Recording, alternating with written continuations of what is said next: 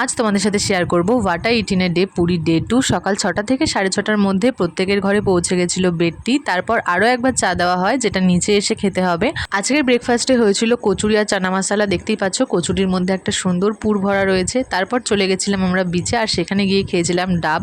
চলো এবার তোমাদের সাথে লাঞ্চের মেনুটা শেয়ার করি। প্রথমেই পাতে পড়ে গেল সাদা ভাত, আর সাথে ছিল লাল শাক ভাজা। আর লাল শাক ভাজার মধ্যে দেখতেই পাচ্ছ পোস্ত ছড়ানো ছিল, আর সাথে ঘিও পরিবেশন করা হচ্ছিল, কিন্তু আমি খাইনি। তারপর ছিল উচ্ছে আলু ভাজা, ডাল, আলুর চিপস, টক ডাল ছিল। প্রথমে ভেবেছিলাম ডাল খাবো না, কিন্তু সবাই বলছিল ডালটা নাকি খেতে বেশ সুন্দর হয়েছে, সেই কারণে একটু ডালটাও নিয়ে নিলাম। আর টক ডালের সাথে আলু ভাজার কম্বিনেশনটা কার না ভালো লাগে বলো। তারপর ছিল আলু দিয়ে ভেটকি মাছের ঝাল, আর ভেটকি মাছের পিসটা দেখতে পাচ্ছ বেশ বড়।